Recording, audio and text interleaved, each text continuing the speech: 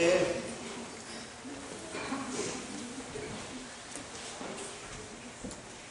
el primer libro de Samuel, en el capítulo 2, en el versículo 8,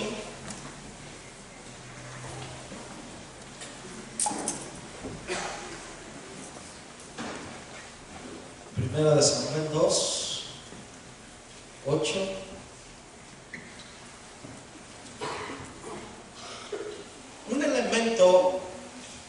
uno de los elementos de máxima influencia en una generación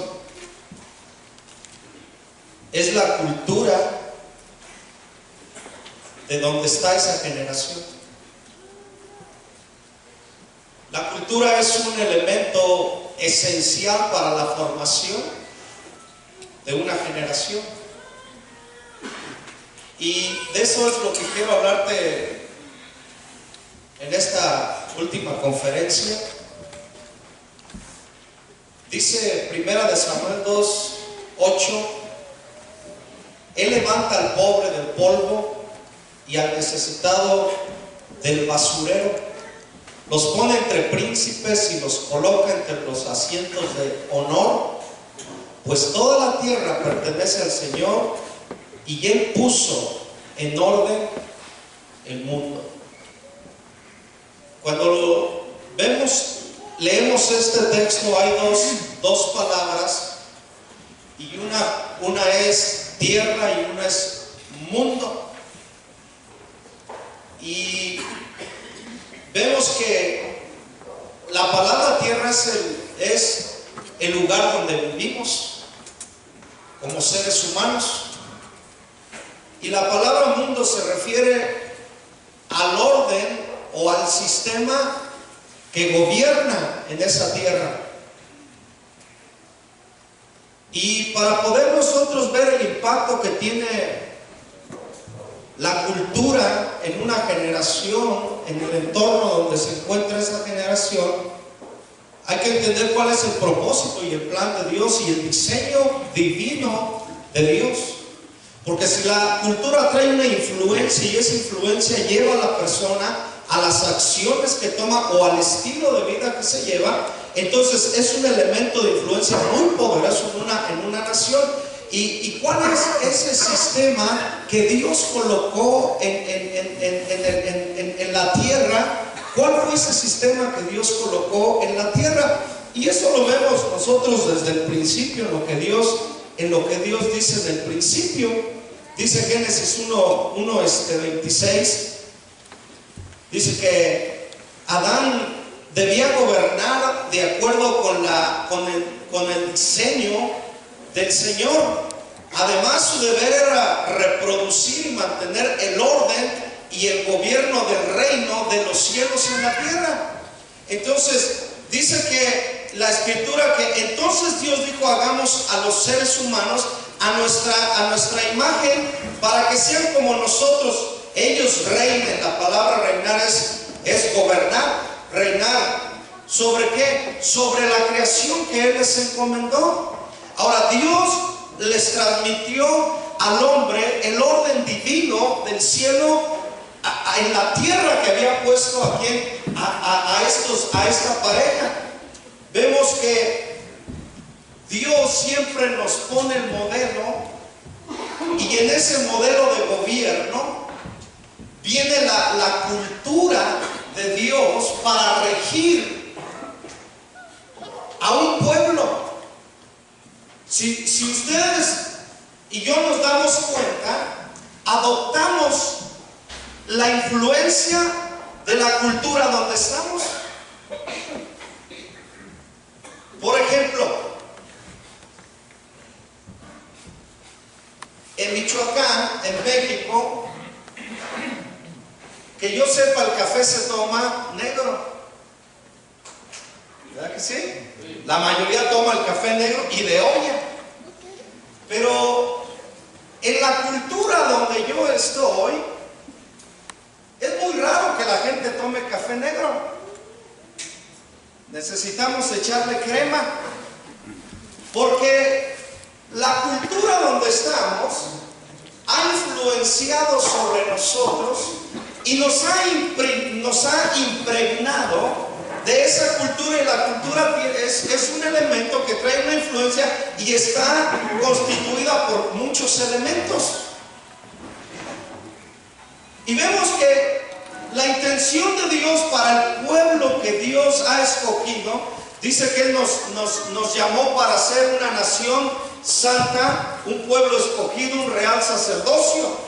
Entonces ahí Dios está marcando la cultura que tiene que tener su pueblo, porque esa cultura va a traer una influencia sobre sus ciudadanos. Entonces, ¿qué ha hecho el enemigo en una generación? Ha introducido una cultura contraria a la cultura original de Dios para el ser humano. Dios le confió al hombre la creación y le dijo cómo gobernar, y dice: tú vas a gobernar, parafraseado, tú vas a gobernar como yo gobierno en el cielo.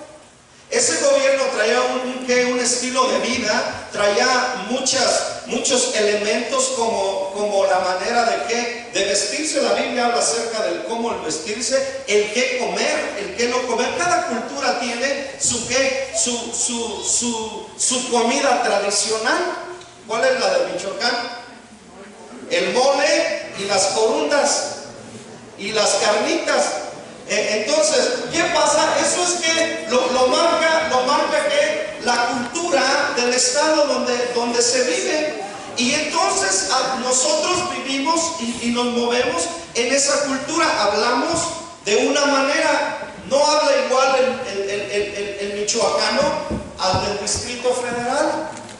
Y tampoco habla el mismo idioma el mexicano al americano. Porque en México se habla español y allá se habla en inglés. ¿Sí ven cómo varía la cultura en su lenguaje, en su manera de vivir, en su vestirse?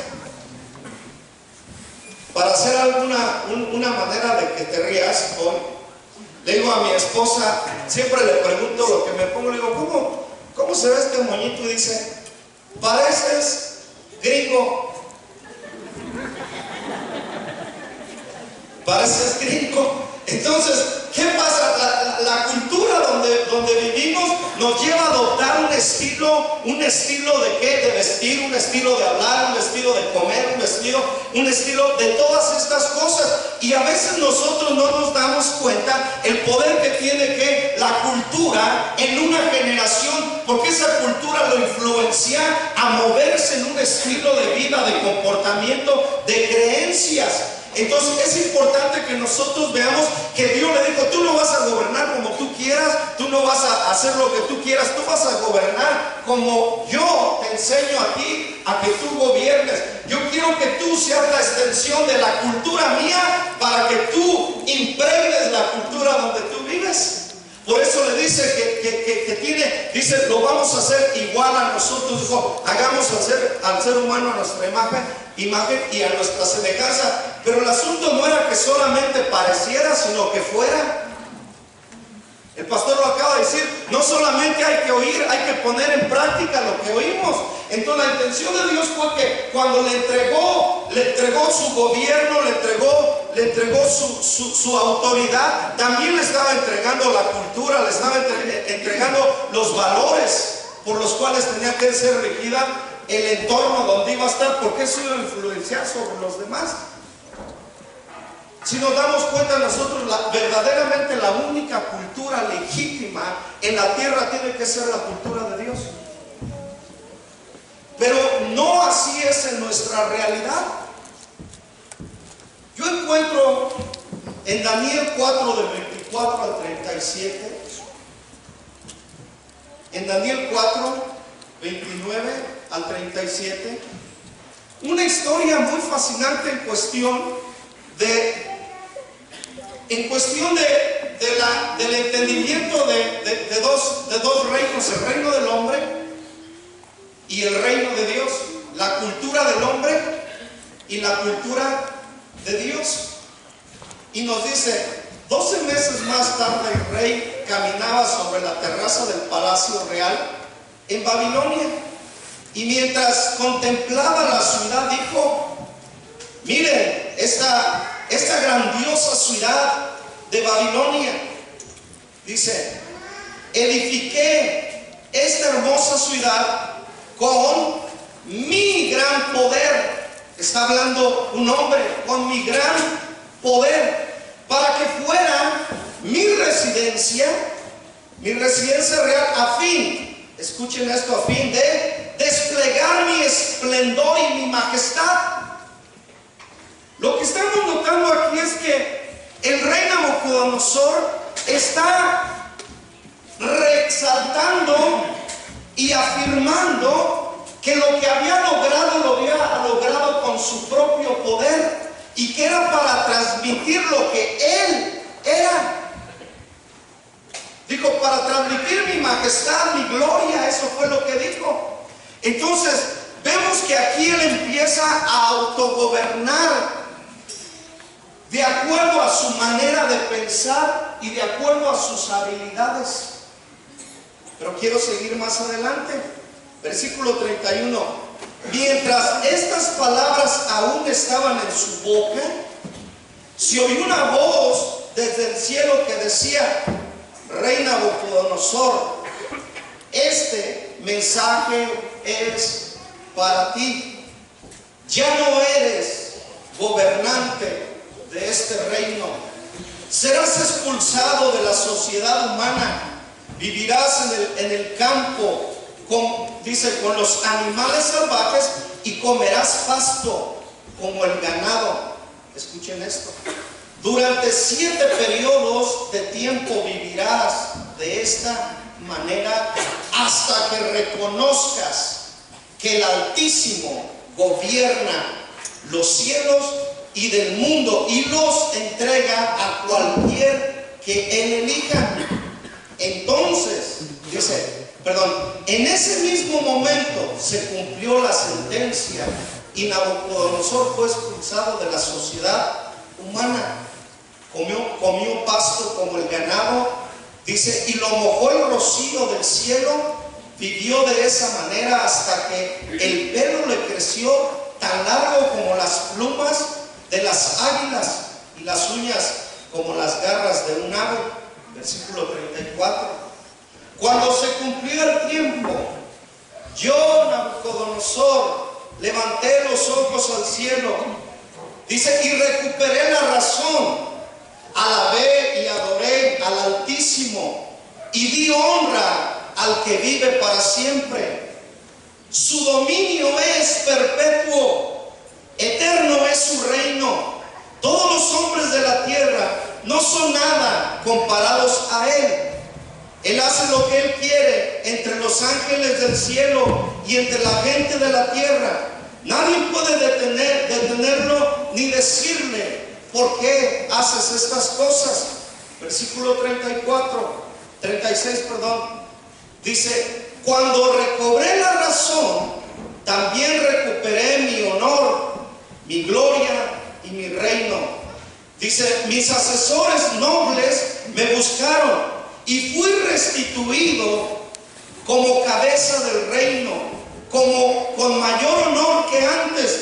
Ahora yo, Nabucodonosor, alabo y glorifico y doy honra al Rey de los cielos. Todos, dice, sus actos son justos y verdaderos, y capaz de humillar al soberbio. Escuchen, en este relato yo encuentro los dos gobiernos. El gobierno del hombre cuando quiere interponerse a un gobierno que ya se le ha dado, que trae una cultura. Él quiso introducir su propio gobierno, y con su propio gobierno venía su propia cultura. Y esto es lo que él iba a transmitir a todo un imperio, a todo un reino, a todo un pueblo. Si ustedes ven, encuentran que empieza a tomar arrogancia. Y sí, ciertamente las culturas en donde nos desarrollamos, hay culturas donde hay el elemento arrogancia, donde le damos mucho valor a nuestras habilidades, a nuestros a nuestros esfuerzos, pero no le damos la atención a ¿qué? A la voluntad de Dios. Entonces, cuando se encuentra el hombre queriendo empezar a gobernar un imperio en el gobierno propio de sí mismo como hombre, Dios interviene. Dice que todavía estaban las palabras en su boca cuando Dios le contestó y le dijo: vas a ser removido. ¿Removido de qué? De la posición de influencia, de la autoridad que yo he establecido en el cielo y en la tierra. Entonces Dios da un decreto sobre Nabucodonosor, sobre el gobierno del hombre, que el gobierno del hombre por su necedad, la cultura del hombre por su necedad, lo llevó a convertirse en un hombre que tenía mucho esplendor y que él manifiesta su propia gloria y su majestad por sí solo, lo lleva a caer en una posición de humillación por parte de Dios. Dice la escritura que al que se humilla, Dios ¿qué? Lo exalta, lo levanta. Pero al que es arrogante y al que se levanta a sí mismo y se vanagloria, dice que Dios lo humilla. ¿Por qué? Porque Dios no va en contra de su propia palabra. Dios dijo: al hombre lo cree de manera similar a mí, para que él opere como yo, no como él quiere gobernar, ni introducir la cultura que él quiere introducir. Entonces vienen las consecuencias. Y cuando nosotros nos movemos como hijos de Dios en la cultura contraria a la que Dios ha establecido, empieza el decline no solamente de nosotros, sino también de los que están detrás de nosotros. Hay una frase que hace tiempo aprendí que dice: cuando tú paras de crecer, paran de crecer los que están contigo. Cuando tú paras de aprender, paran de aprender los que están contigo. Entonces habla que nosotros hay una cultura que Dios depositó en nuestro corazón, y esa cultura es la que nosotros tenemos que transmitir ¿a quién? A nuestras generaciones venideras. Nosotros tenemos una cultura. Esa cultura tiene normas, esa cultura tiene maneras, un vocabulario, esa cultura tiene valores, tiene principios. Y entonces Nabucodonosor empieza y dice: ok, voy a empezar a moverme. ¿Cuáles fueron las consecuencias? Fue destituido, fue removido ¿de qué? De una posición de gobierno. ¿Y qué sucedió? Se convirtió en una bestia salvaje. Cuando el hombre empieza a introducir una cultura contraria a la de Dios, el salvajismo empieza a brotar, como la violencia, como el hurto, como la destrucción, como la falta de respeto ¿a quién? A los adultos, a las autoridades, como las extorsiones y como todo eso. Esto ya son manifestaciones de la cultura que se está transmitiendo. Entonces él empieza a sentirse autosuficiente, y entonces Dios tiene que intervenir. Pero me llama la atención algo, que cuando Dios decreta esto, Nabucodonosor empieza a experimentar lo que es el descender después de estar en un lugar alto, de alta estima. Dice: con mucho honor. El honor se le quitó, la posición, el gobierno, el reino, todo se le quitó, y la cultura que estaba a punto de ¿qué? De introducir. Ahora, el poder siempre lleva a manifestar lo que hay en el corazón. Me gusta leer mucho, y dice: ¿quieres conocer a un líder? Dale poder y verás quién es ese líder. Porque el poder manifiesta quién eres. Cuando estás en el poder, en el lugar de autoridad o de poder, se manifiesta tu carácter. Y allí se manifestó que el carácter de Nabucodonosor y las intenciones y la cultura que él tenía. Pero no fue hasta que él reconoció quién verdaderamente era el gobernante del cielo y de la tierra. Si tú y yo queremos tener éxito, necesitamos primero saturarnos de la cultura de Dios, de la vida de Dios. Hace un ratito cantábamos nuevamente, yo quiero más de ti, pero cuando hablamos y cantamos este canto, ¿a qué nos referimos? Yo quiero más de ti. Cuando nosotros le decimos a Dios, yo quiero más de ti, estamos diciendo, yo quiero más de tus principios, yo quiero más de tu carácter, yo quiero más del vocabulario, del lenguaje que tú hablas, yo quiero más de esos valores en los cuales tú te mueves y en los que tú eres. Yo quiero más de ese carácter. Eso es lo que le decimos a Dios. Y a veces yo le digo a la congregación de la amistad, no cantemos mentiras. No cantemos mentiras. ¿Te has dado cuenta que muchas veces mentimos en lo que cantamos? Menguar para que crezcas tú. Y nosotros no menguamos para que el reino, para que la cultura, para que la santidad de Dios se manifieste en nosotros. No se manifiesta porque lo que hacemos es cantar una mentira. Entonces nosotros no podemos seguir cantando ni declarando mentiras de que decimos algo y hacemos lo contrario a ello. Entonces, el poder de la cultura manifiesta lo que uno es. ¿Por qué? Porque la Escritura dice que lo que piensa el hombre, eso es. Lo que piensa el hombre, eso es. La cultura es la manifestación del pensamiento colectivo de un pueblo. La cultura es la manifestación del pensamiento colectivo de un pueblo. Entonces ahí están plasmados en nuestra cultura la manera en la cual ¿qué? Pensamos. En la manera en la cual pensamos. Asimismo, la cultura es el resultado de las leyes. Por lo tanto, la manera más eficaz de cambiar una cultura es que controlando sus leyes. Y para eso Dios nos dio ¿qué? Leyes. ¿Para qué? Para regular esa cultura. Y nosotros ya no podemos vivir en la cultura del mundo porque ese es un sistema. Nosotros fuimos llamados a vivir en la tierra con el sistema del cielo. Y eso empieza a arraigarse en nuestro corazón cuando en lo que nosotros pensamos. En lo que nosotros pensamos. Porque nuestros pensamientos manifiestan quiénes somos. El Señor cambia.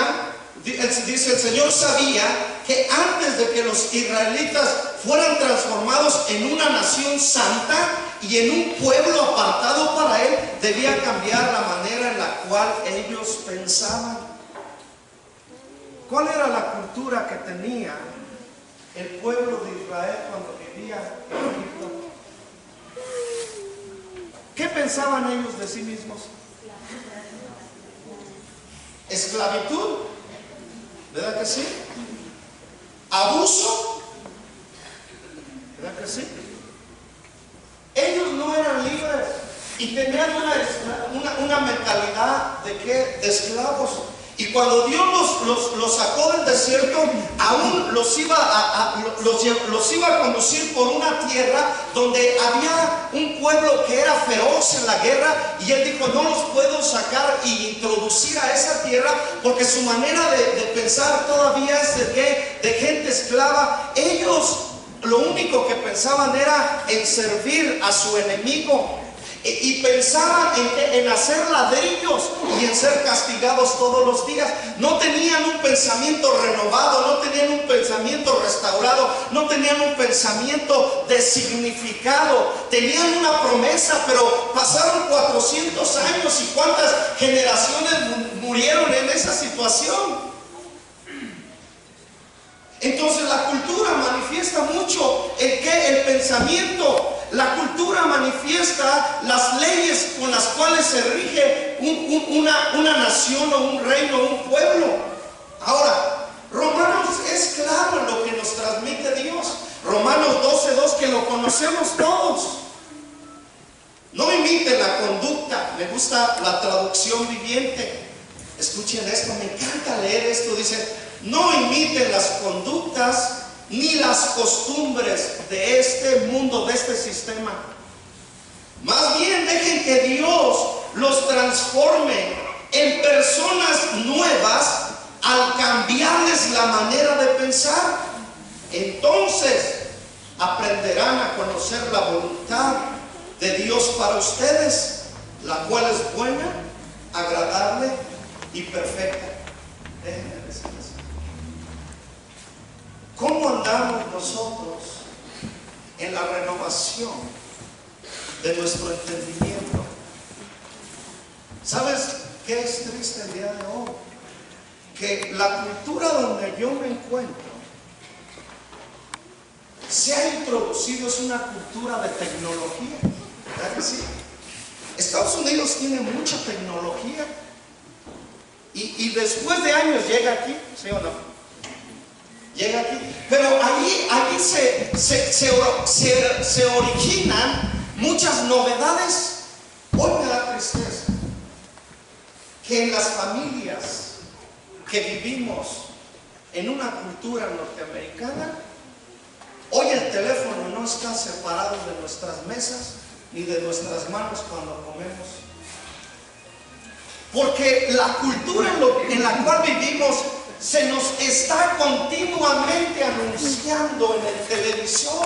Se nos está, estoy hablando, y los padres, ¿sabes qué? Sale un juego y lo que hacen los padres, vamos y le compramos ese juego a nuestros hijos porque queremos que nuestros hijos estén en las innovaciones del sistema del mundo. Pero no les transmitimos las palabras reveladas de Dios para tener una mejor manera de vivir. Queremos que nuestros hijos anden bien vestidos.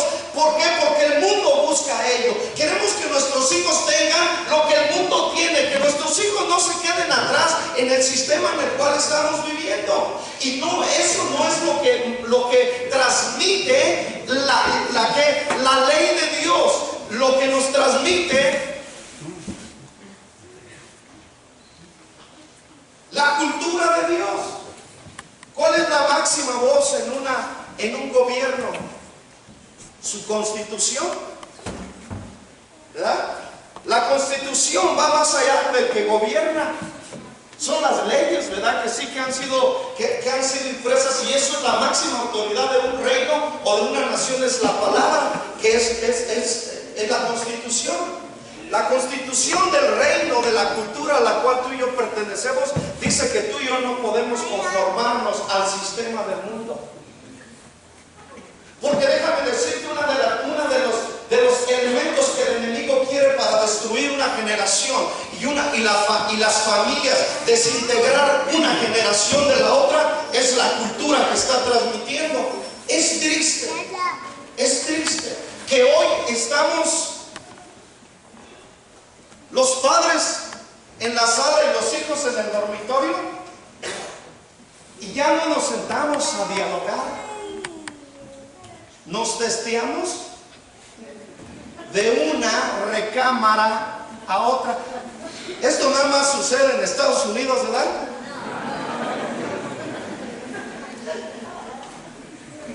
La pregunta es: ¿de dónde viene todo esto? De un sistema del mundo. Y nosotros, los hijos del reino, ya tenemos ¿qué es la innovación para nosotros, los hijos del reino? ¿Qué es lo innovador? La palabra de Dios es la innovación continua hacia nosotros, los hijos del reino. Si no, Dios cada año nos mandara nuestras laptops y nuestros aparatos digitales y todo eso, y nos pusiera un chip, nos quitara anualmente un chip y nos pusiera otro. Pero no es así. Dios nos dejó una palabra, y esta palabra va de generación en generación. Esa palabra tú y yo no la podemos cambiar porque es absoluta. Y los hijos del reino somos tú y yo no podemos movernos como se mueve, o no podemos dejarnos gobernar por una cultura contraria a la cultura de Dios. Venir a la congregación, escuchar conferencias, no hacerlas y obedecer obedecer más a los anuncios, eso no nos hace una nación que le pertenece a Dios, sino la obediencia al monarca divino que gobierna nuestros corazones. Es importante. La cultura en una generación es importante, y por eso hablo tanto en este sentido de la cultura, porque es uno de los elementos más influyentes en una generación. Hoy todos los chicos traen teléfono. ¿A los cuántos años nosotros tuvimos nuestro primer teléfono, Carlos? Ahora, que yo sepa, el teléfono lo usaban los hombres de negocios, los hombres empresarios y todo esto. Y se decía que los teléfonos eran como un medio de comunicación importante, o para emergencias. Yo te pregunto esto: ¿el teléfono es hoy para emergencias? Es una diversión. ¿Qué nos ha venido la cultura en la cual vivimos? Diversión. En todo momento que tenemos estamos conectados a Facebook. Ay. En todo momento, hermano, mira, yo hablo de cosas que vivimos en la cultura donde vivo. Un día leí una frase que una persona escribió: me siento desolada como en una isla. No tengo manera de comunicarme con el mundo. La batería de mi teléfono se murió.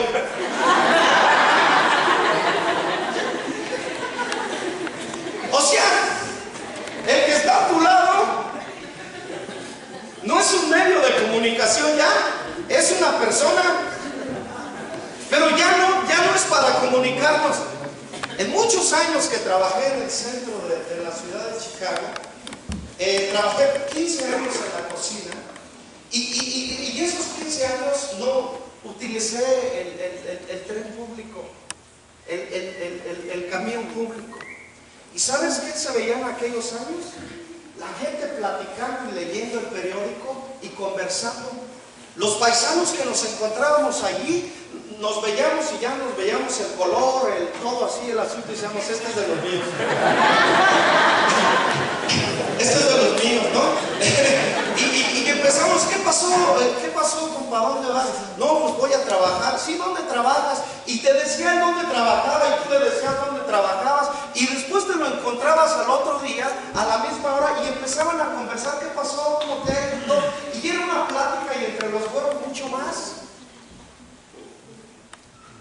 Y ya viste las noticias y todo. ¿Sabes qué veo el día de hoy? En las pocas ocasiones que me he subido al tren, que la gente va en el tren con sus audífonos, con su iPad, con su laptop, y no existe el que está a un lado de ti. Hoy las relaciones de los padres con los hijos se han completamente roto por una influencia cultural que está inclinada a buscar más la diversión que la comunicación a la cual fuimos nosotros llamados por Dios. Si tú te das cuenta, Dios creó al hombre para que el hombre estuviera en comunión con Él. ¿Qué nos enseña hoy la cultura en la cual vivimos? Que tú tienes que estar conectado con todos, pero el estar conectados con todos te limita a conectarte con Dios. Antes que no teníamos esas plasmas, antes que no teníamos tantas cosas, nos metíamos a orar, nos metíamos a estudiar la palabra y pasábamos tiempo con Dios. Nos dedicábamos a evangelizar a nuestras comunidades puerta por puerta, o donde quiera que fuera, cualquiera fuera el sistema que se usaba, nos dedicábamos a ello. Hoy ya no hay tiempo para el evangelismo personal. Hoy ya no hay tiempo para sentarnos con los hijos. Hoy ya no hay tiempo para dialogar personalmente con las personas. ¿Por qué? Porque la cultura, el sistema del mundo donde vivimos nos ha estado absorbiendo. Y Dios nos dice, no caigas en la mentalidad del mundo que es gobernada por las tinieblas, que quieren distraernos de la comunión con Dios y de la comunión entre familia. Esto es alarmante, mis amados. Ahora, aceptar la cultura del cielo implica la adaptación a los pensamientos de Dios, a vivir como Dios quiere que nosotros vivamos. Efesios 3, 20 al 21 dice: y ahora que toda la gloria sea para Dios, quien puede lograr mucho más de lo que pudimos pedir o incluso imaginarnos, mediante su gran poder que actúa en nosotros. Gloria a Él en la iglesia y en Cristo Jesús por todas las generaciones, desde ahora y para siempre, así sea. Porque el amén ahí es, así sea. Entonces, si ustedes se dan cuenta, Dios nos ha puesto principios, puso una cultura, puso un gobierno en nosotros, y tú y yo no vamos a dejar consumirnos por el sistema del mundo, porque el sistema que nos consume es el sistema que vamos a transmitir a los que están detrás de nosotros. Esto no es para líderes congregacionales, esto es para padres, esto es para gente que está a punto de casarse y de tener hijos. La cultura fue dada para todos los hijos de Dios. Cualquier persona puede identificar nuestra cultura mediante nuestra apariencia, nuestra forma de hablar y de comportarnos. Cómo hablamos, cómo actuamos, ese es lo que estamos representando, de dónde somos. Tú no tienes que decirle en una nación como Estados Unidos a alguien: yo soy de México. Con que te escuchen hablar un par de minutos, ¿verdad que tú eres de Michoacán? ¿Verdad que tú eres de Jalisco? ¿Verdad que tú eres de Guerrero? Porque tenemos un acento que, escuchen, porque tenemos un acento que evidencia a quién pertenecemos. Nos delata, nuestras actitudes delata qué es la cultura que nos está influenciando. Por eso es súper importante que nosotros no nos desarraiguemos ni nos extraviemos de la cultura de Dios que está impresa en las Escrituras. Ahí está cómo tú tienes que llevar tus negocios, ahí está cómo tú tienes que conducir tu matrimonio, ahí está cómo tienes que tratar a tus hijos, ahí está cómo los hijos tienen que respetar a los padres, ahí está para el empleador como para el empleado, ahí está para el pastor como para los seguidores, ahí está para los líderes como para los que siguen a un líder, ahí está cómo tú tienes que invertir tu dinero, ahí está todo. Los principios están plasmados en la Escritura. Y es importante que si nosotros queremos transmitir una cultura, la única cultura legítima en la tierra, que es la cultura de Dios, nos dejemos influenciar y empapar de esa cultura. ¿Cómo la vamos? Dice que la fe viene por el oír y el oír por la palabra. Debemos volver a la palabra. Hoy en nuestra nación, en Estados Unidos, mensajes motivadores, de motivación, de prosperidad, pero hablamos de prosperidad económica, no hablamos de una prosperidad espiritual. ¿Y qué dice el apóstol? Amado, yo deseo que tú seas prosperado en todas las cosas como prospera tu alma. La manifestación de la prosperación no es en lo que tú tienes, sino en lo que tú eres en Dios.